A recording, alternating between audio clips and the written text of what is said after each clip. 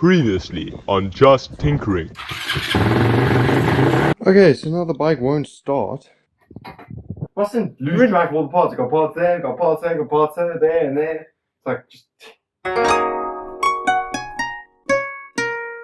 Okay, so the last time I checked in with you guys was about a week ago when I dropped off the frame to get powder coated. And yesterday I got it back, but they seriously messed up some things. I'll show you guys exactly what happened just now, but in the meantime, I've got to vacate the garage because my dad's getting back and I've got to leave him a clean garage to get back to. So here I packed up the bike into boxes and I got everything sorted. And now I got to get this all clean and tidy. Almost all the unnecessary parts have been taken away, and there's a couple spares that I do need in that box over there. So I've got basically all my consumables and new parts in those two black boxes. There's another one behind there. Got my very inaccurate sign as to what's happening. I stopped using this after about the first week, so I definitely need to update that. But yeah, this is all cleaned, prepped, ready to go stuff. Part of the plastics. These are still going to be paint stripped, sanded down and sprayed. Over here we've got the rest of the frame that has been powder coated gloss black, and at first glance it looks quite good, but yeah, there's still some things here that they didn't do quite right and have left me with a little bit of work still to get this completely sorted. Okay, got the garage restored for my dad. So basically there were some areas that had rust on it before I brought it in, and so I wanted to have them sandblast that as well. So I didn't do the taping up of it myself. I let them do it, and they got some material in the frame.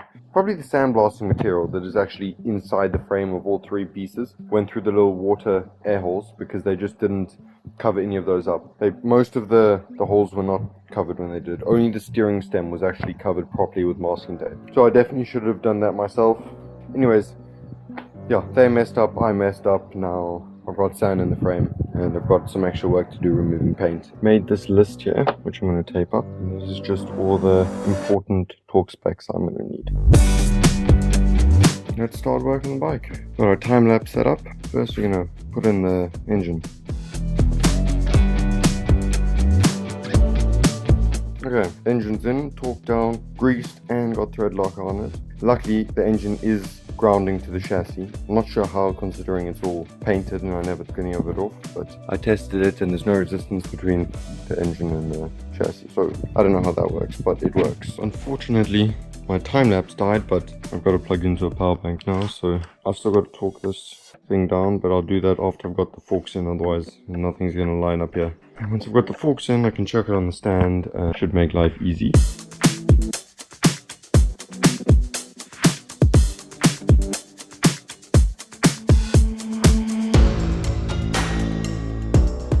We got the forks on.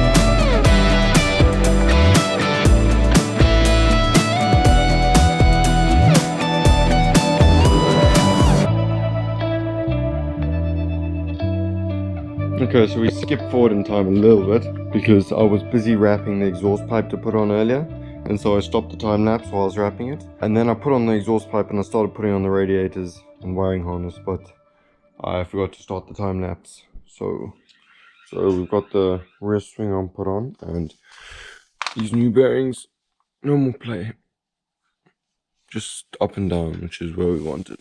So yeah, got the time lapse going again, and yeah, I think we're going to put on the linkage and the shock now.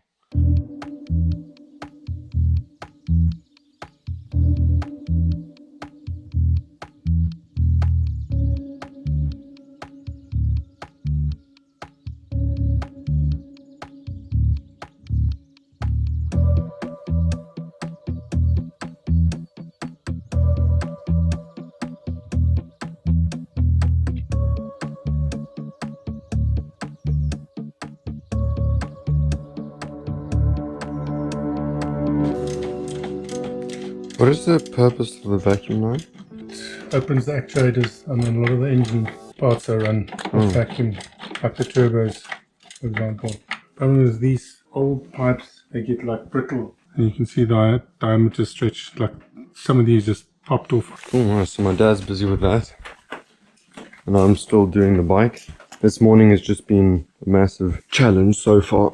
So here where they powder coated the frame, they were meant to tape this section off before they powder coated it, but they didn't. So I've got to remove the paint here.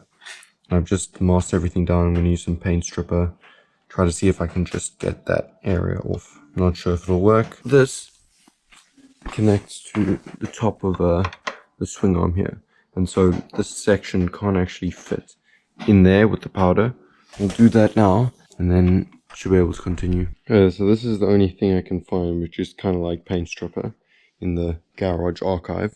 It's from 2005. Maybe it's matured nicely, but it's actually only roughens up the paint so you can paint over old paint. Doesn't actually strip it off. But I'm hoping that it's so old. It's Sunday. Really? Yeah, of course. Okay, got paint stripper, let's get at it. So I just applied a little bit of paint stripper, or just chiseled it off once it started acting, and that worked remarkably well. Hasn't damaged the paint. The stuff I was using is this Duram paint remover. Durastrip. Yeah, worked super well on epoxy. Too violent to use on the plastic though.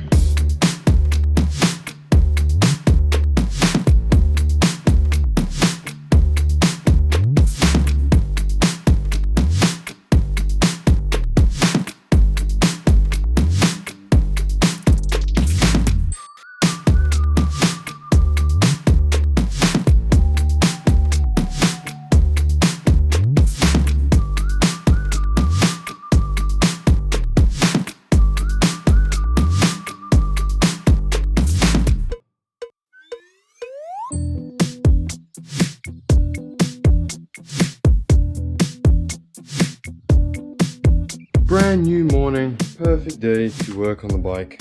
So as you can see here, I'm missing a master cylinder reservoir, and that is because it snapped. But there was just a puddle of brake fluid in my bike, so I'm gonna need to get a new one of those. I think the one off the other bike was also damaged. My dad's actually got the exhaust pipe outside here, and he's busy doing some work on it.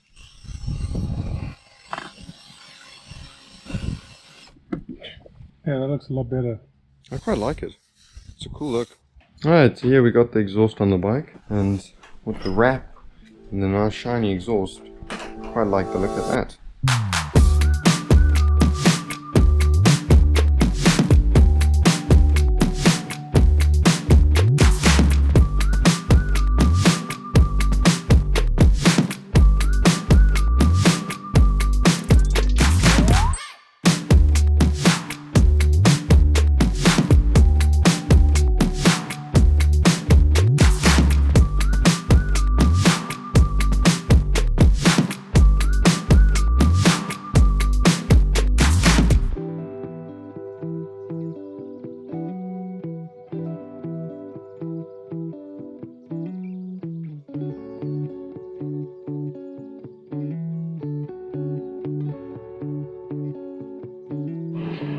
Alright, check out this. We're starting to get a full motorcycle now. Got the back wheel on. The only thing really missing is the chain and the fuel tank, and then it should run. Minus the fluids I still have to put in. Got to do the front brake fluid, obviously because we're missing a reservoir, so I need to go get that right now. And then the rear reservoir is empty, so that has to be filled and bled. Then yeah, chain, radiator fluid, and I'll change the oil once I've got the bike running. I'll flush it with liquid moly engine flush, and then yeah, put in some new oil. We got Motel, I think it's 5W50 or 10W50, and yeah, that should work nicely in this bike. Here's what we picked up for the brake reservoir. Just a generic little piece of plastic.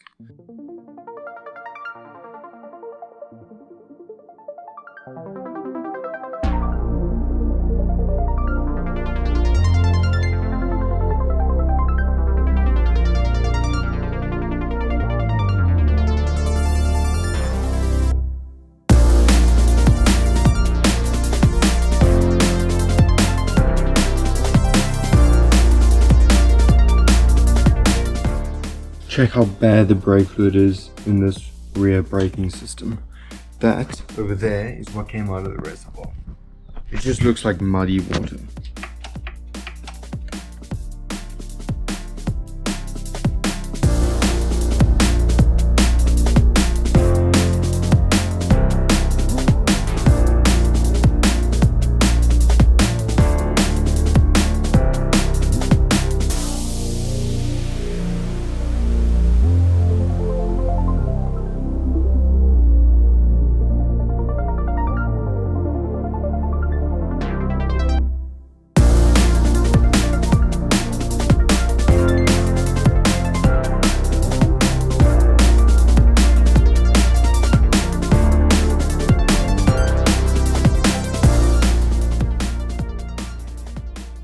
Okay, so I think I've got everything connected now, and I can try fire up. This is what came out of my brake, and this is now a diluted solution because there was already 75 ml, a full syringe like this, of clean brake fluid from the car. Some very ancient fluid in there.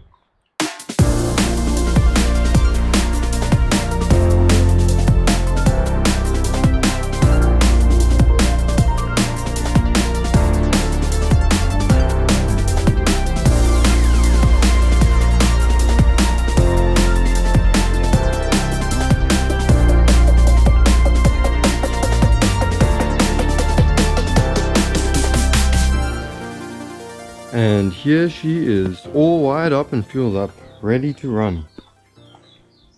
Now all that's left to do is, I suppose, push the button and see if she starts.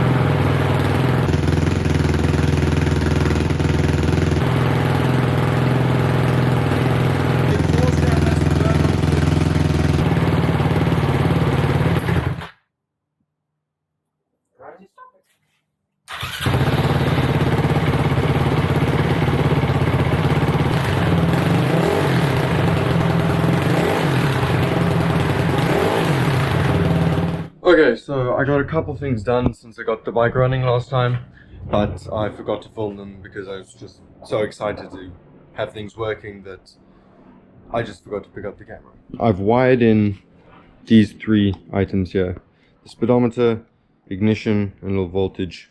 As you can see, lights up. I haven't tested if the RPM and speed actually read, but they should work well. And this works. Only one click will turn that on, then 2 clicks for the speedo. So yeah, that all works, and I made these little aluminium brackets. And then I started sanding down these panels, but I actually kind of like this look. It's like junkyard find kind of vibe. And maybe I just sand down the back panel, which would be white, and then put the white headlight cover on, and just rock a multicolored bike like that for a while. I reckon that could be pretty funny. The other thing I've done is I've wired these together. Is my brake light and my headlights and indicators, as well as this headlight, and I just put connectors on all of them so they can just plug into my harness. Okay, so I've plugged the things in just to test, and so when I tested the harness before I had it on the bike, I made sure everything was working, but the lights and stuff wouldn't work, and I assumed it's because the ECU only turns on that system once the bike's on, since this bike never actually came with an ignition, so they needed some way to sort that out. And yeah, I was right. Nothing turns on. As you can see, the lights don't switch on. But when you actually give it a start, they all switch on and everything works. So you won't be able to hear me talking when the bike's on. So I'll just do that for you.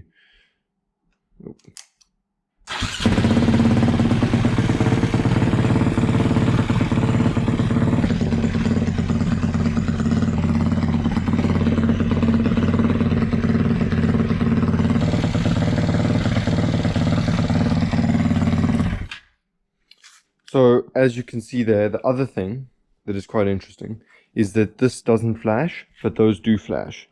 And that is because this is the slot for a flasher unit, and unfortunately the one I had wasn't working.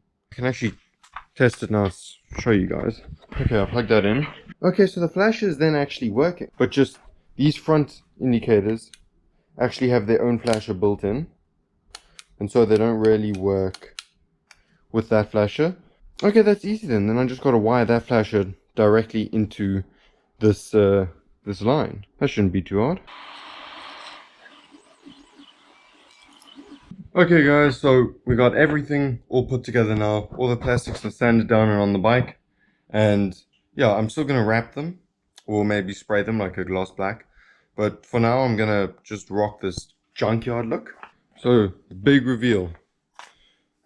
We're rocking like a sanded primer paint kind of look here and on the back, which I don't hate. And then the random colored front pieces. It looks just like a stunt car or a drift car with everything just mismatched. I'm gonna take it for a ride now and check if everything works. I'm super excited to see if the speedo works. I haven't finished up the connection here, as you can see. I'll do that if it works. So now I've got it right. And then the tacho, that's it. It's connected to a coil around the spark plug wire. So I'll be interested to see if it all worked. And yeah, I'll let you guys know once I get back.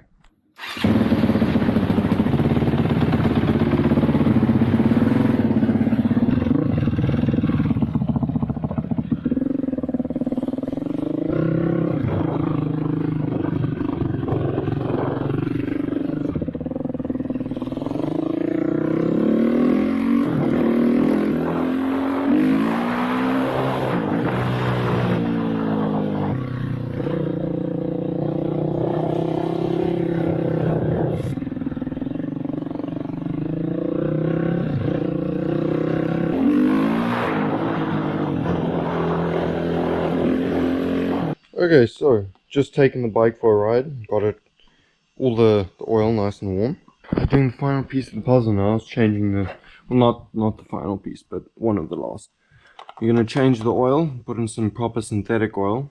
So we've got a new filter, got some liquid moly engine flush to clear out all the old oil in here, and some new Motel 10W50, fully synthetic. So what I'm gonna do is put about a third of that engine flush in here, because that's for 4.5 liters, and this is like 1.5 liters ish. So I'll put that in there, let it idle for 10 minutes, and then drain everything out and clean all 3 filters. Got 1 replaceable filter and 2 that you clean.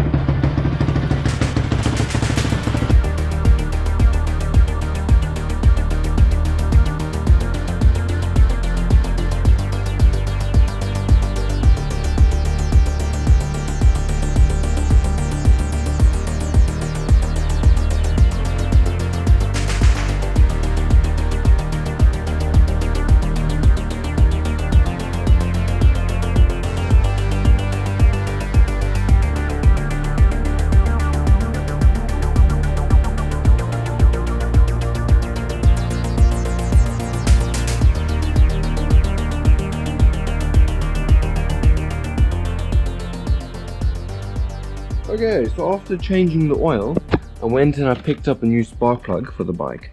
And I actually got the Iridium version, which was a little bit more expensive, but it should work much better.